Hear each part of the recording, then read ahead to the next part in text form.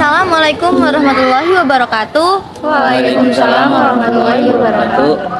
Oke, pada kesempatan kali ini kami dari kelas F8 dari kelompok podcast, kami ingin mengangkat tema kami yaitu berjudulkan cyberbullying dari P5 kami. Namun sebelum itu kami kedatangan 4 narasumber kami. Mohon izinkan kami untuk memperkenalkan diri terlebih dahulu. Saya Valerisa, saya Livia Zahra, Saya Muhammad Irwanwil, saya Ragil. Saya Novarina Suprinome. dan saya Pujaya Sapitri. Pada kesempatan kali ini kami ingin mengangkat satu kasus yaitu tentang Luluk Nuril dari seorang tiktokers. Namun sebelumnya teman saya Pujaya Sapitri ingin membacakan kasus tersebut dari tema cyberbullying ini. Sebelumnya, seperti yang kita tahu, kata cyberbullying ini mulai didengar baru-baru kali ini. Maksudnya lagi ngebum-ngebumnya gitu. Jadi kita mau tanya nih ke 4 narasumber kita. Mereka tahu nggak sih apa itu cyberbullying? Dimulai dari Afifah. Jadi yang saya tahu cyberbullying adalah perundungan yang terjadi di media sosial. Biasanya itu mengancam atau menyebar foto, video di media sosial tanpa izin dari orang tersebut. Perundungan yang di media sosial seperti pesan teks atau forum online. Kalau menurut gue tuh cyberbullying itu kayak misalkan dia tuh menakut-nakuti di media sosial. Kalau dari saya mungkin cyberbullying itu adalah tindakan intimidasi yang dilakukan di sebuah platform melalui ya kayak media sosial, mungkin seperti ya adalah aplikasi-aplikasi yang bisa mengunggah video tersebut.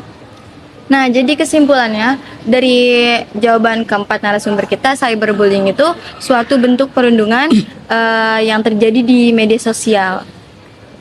Oke, pada kesempatan kali ini saya ingin menanyakan, kira-kira dari kalian semua ini ada yang tahu gak apa itu cyberbullying dan juga perbedaan dari cyberbullying dan juga bullying? Kira-kira ada yang bisa menjelaskan? Ya, saya. Jadi perbedaannya itu kalau cyberbullying itu terjadi di media sosial. Kalau bullying terjadinya itu secara tatap muka atau secara langsung. Menurut kalian, dibanding dua kata tadi dari cyberbullying dan bullying, itu lebih parah mana sih dampaknya? Terus kayak lebih bahaya mana kalau misalnya di antara cyberbullying dan bullying tadi? Ada yang bisa enggak? Kira-kira siapa nih yang bisa ngejelasin? Gue mungkin. Kalau menurut saya cyberbullying itu mungkin lebih parah daripada bullying. Karena cyberbullying itu meninggalkan jejak digital yang sulit untuk dihapus kalau tidak dihapus dengan pengunggahnya. Ya. Gitu. Oke, kali ini kalian semua udah pada tahu bisa menjelaskan perbedaan bullying dan juga cyberbullying. Dan juga saya mau tahu apa sih kalau cyberbullying itu kira-kira dampak negatif dan juga dampak positif yang dialami dari era digital sekarang. Dampaknya itu kita mudah depresi sama mengalami gangguan mental. Itu aja yang gue tahu.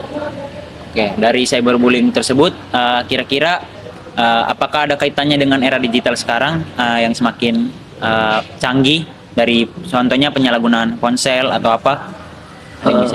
Kalau menurut gua jadi kan kita makin hari kan makin canggih nih zaman. Nah, jadi kita tuh kalau mengirim apa-apa tuh cepet banget. Makanya kita tuh nggak boleh. Harus dipikir-pikir lagi. Iya. Oke, dari setiap pertanyaan tadi, terima kasih yang sudah menjawab. Oke, pada kesempatan kali ini kita akan mengangkat satu kasus yaitu tentang Luluk Nuril pada kasus tahun 2023. Kira-kira ada dari antara kalian ada yang bisa menjelaskan nggak kasus Luluk Nuril tersebut? Ada yang tahu gitu kasus dari kasus tiktokers yang tadi kita sebutin nih? Pernah lewat sih di media sosial saya. Jadi awalnya itu terjadi di sebuah toko. Jadi Luluk Nuril ini mau membatalkan pesanannya. Nah, si korban ini menjelaskan SOP dari toko tersebut. Namun si Luluk Nurilnya ini tuh menganggap kalau si korban ini tuh menganggap dirinya itu kurang mampu untuk membayar pesanan tersebut. Padahal sesuai SOP dari toko tersebut itu harus diproses di kasir, proses dulu di kasir. Akhirnya si Luluk Nuril ini merekam korban dan mengupload di media sosialnya.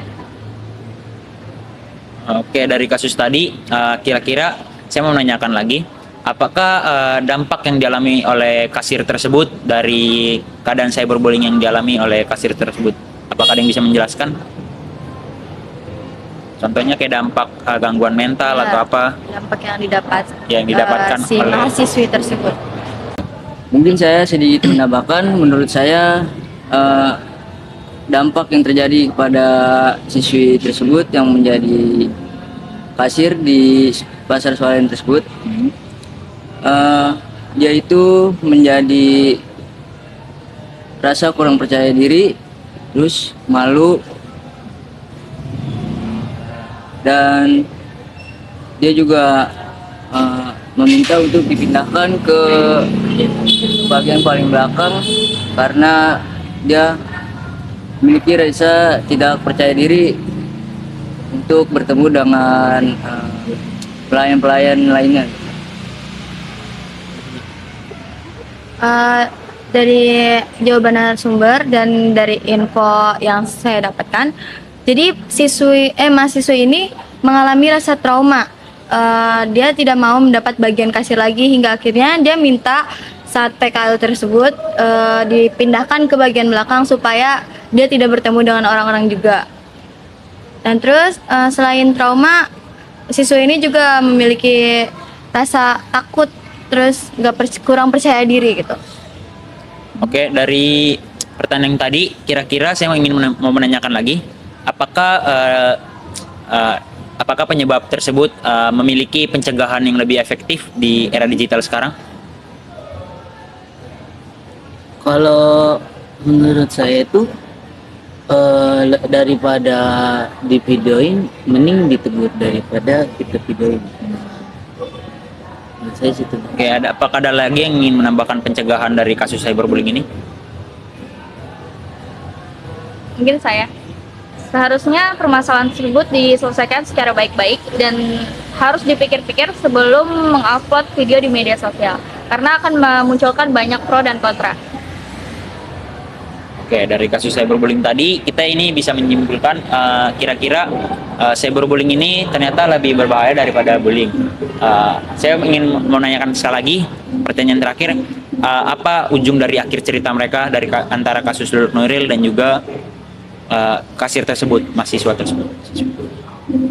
Apakah ada yang ingin menjawab? Gue nih. Hah? Menurut gue sih kasus Luluk Nuril ini kayaknya berakhir dengan damai deh. Soalnya kasus seleb TikTok bentak siswa magang, Brikap Nuril diperiksa di kode etiknya. Oke.